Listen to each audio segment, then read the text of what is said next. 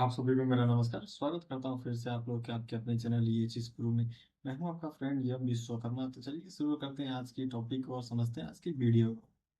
तो आज का जो हमारा टॉपिक होने वाला है कि what is hazards and hazard prepare करने के 60 स्टेप क्या होते हैं उसके बारे में हम यहाँ पर जानेंगे। तो यहाँ पे मैंने एक हजार्ड्स का डिफिनेशन दे रखा है। जैसे कि HIRA stand for hazard identify risk assessment is a systematic process to use, identify, evaluate and manage hazard risk in various work environment और activities। मतलब हीरा का अर्थ होता है यह खतरे की पहचान करता है और जोखिम का मूल्यांकन करता है। यह एक प्रणालीगत प्रक्रिया है जिसका उपयोग विभिन्न कार्य वातावरण में गतिविधि और खतरों जोखिम को पहचानने के लिए किया जाता है। मतलब सीधा भाषा में बोलते हैं कि हजार्ड आइडेंटिफायर रिस्क असेसमेंट वो होता है जो किसी कार्य में किसी एक्टिविटी में उसके जोखिम को और उसके खतरे को पहचानने की प्रक्रिया को हजार्ड्स कहते हैं। उसके बाद the goal of HIRA is prevent to accident, injury and environment harm by identify potential dangers and assessing likelihood and impact of those hazards। मतलब हीरा का लक्ष्य संभावित खतरों की पहचान करके और उन खतरों को संभावना और प्रभावना का आकलन मूल्यांकन करके किसी पर्यावरण को या ह्यूमंस को या मशीनरी को नुकसान होने से बचाता है। मतलब इसका टोटल हीरा में इसका डेफिनेशन क्या हो जाएगा हम किसी इंटरव्यू में बता सकते हैं। हीरा वो प्रोसेस था जिसमें हम हजार्ड्स को रिस्क को आइडेंटिफाई करते हैं और उसका मूल्यांकन करते हैं जिससे हम अपने पर्यावरण को वर्क इन्वायरमेंट्स को और हमारे मशीनरीज को बचा सकें। तो जो हीरा प्रिपेयर करने का 6 स्टेप क्या होता है हम आगे देखेंगे। तो हीरा प्रिपेयर करने का 6 स्टेप होता है। तो पहले स्टेप में क्या होता है प्रिपरेशन। प्रिपरेशन में क्या होता है असेंबल द टीम। टीम को असेंबलिंग करना होता है। गैदर रिलेवेंट इन्फॉर्मेशन मतलब उस काम के बारे में इंफॉर्मेशन इकट्ठा करना होता है। फिर उसका identify legal and regulatory requirements ये अपना हो जाएगा प्रिपरेशन में आ जाएगा। फिर उसके बाद आता है हजार्ड आइडेंटिफिकेशन।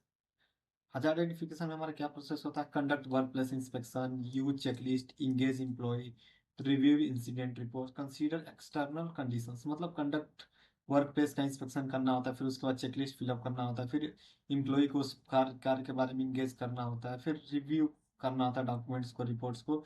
फिर उसके बाद एक्सटर्नल कंडीशंस क्या है उसको करना पड़ता है। जैसे वहाँ पे कोई अगल बगल में कोई अदर काम तो नहीं कर रहा है कोई विदर कंडीशंस तो नहीं है। फिर नेक्स्ट देखते हैं।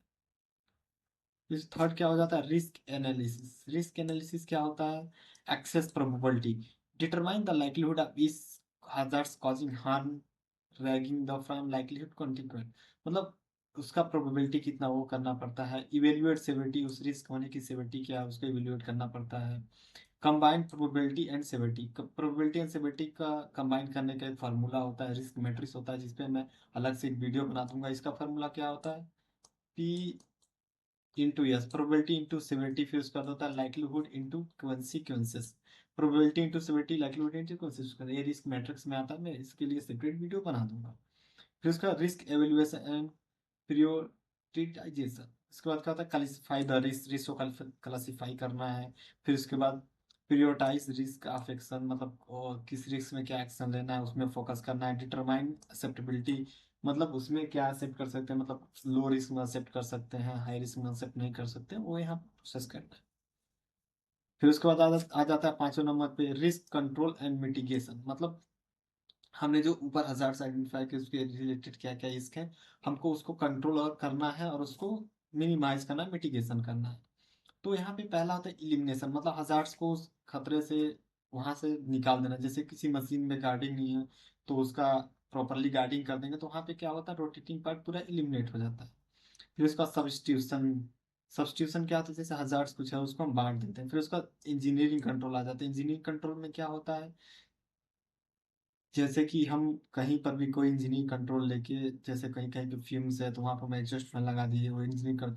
फिर एडमिनिस्ट्रेटिव कंट्रोल। एडमिनिस्ट्रेटिव कंट्रोल में अपना क्या हो जाता है जैसे कि हम किसी जॉब स्पेसिफिक ट्रेनिंग देते हैं इंडक्शन देते हैं बैनर पोस्टर डिस्प्ले करते हैं। फिर उसके बाद आ जाता है अपना personal protective equipment. Personal protective equipments में क्या आ जाते हैं जैसे कि अपना पीपीस किट हो गया जॉब स्पेसिफिक पीपीस मैंडेटरी पीपी जो अपना पीपीस किट में आ जाता है। मतलब ये जो मैंने बताया यहाँ पे हिरार्की ऑफ हजार्ड्स कंट्रोल है इसके ऊपर भी मैं ब्रीफ में वीडियो बना दूंगा elimination substitution gene control administrative control PPS control के बारे में। फिर उसका लास्ट स्टेप होता है हीरा का 6 स्टेप मॉनिटर एंड रिव्यू। मतलब हमने जो भी रिस्क ऊपर इवेल्युएट किया उसको मॉनिटर करना उसका रिव्यू करना। जैसे उसमें क्या होता है, कंडक्ट रेगुलर रिव्यू, जो भी मैंने हीरा किया उसका रेगुलर रिव्यू करना है। इंकरेज इंसिडेंट रिपोर्टिंग, लोगों को इंकरेज करना कि इंसिडेंट रिपोर्टिंग करें। Update the HIRA process, in case of future में कोई रिवीजन है, कुछ अपडेट है, तो वहाँ पे अपडेट करना पड़ता है हमको। तो आशा करता हूँ दोस्त आप लोगों को वीडियो समझ में आया होगा, हीरा के 60 स्टेप समझ में आया, हीरा क्या वो समझ में आया होगा। हमारी वीडियो अच्छी लगी तो हमारे चैनल को सब्सक्राइब कीजिए, वीडियो को लाइक कीजिए, ताकि हम फ्यूचर में जो भी नए वीडियो अपलोड करते हैं वो आप तक पहुँच रहे। तो चलिए मिलते हैं नए वीडियो में एक नए टॉपिक के साथ। धन्यवाद।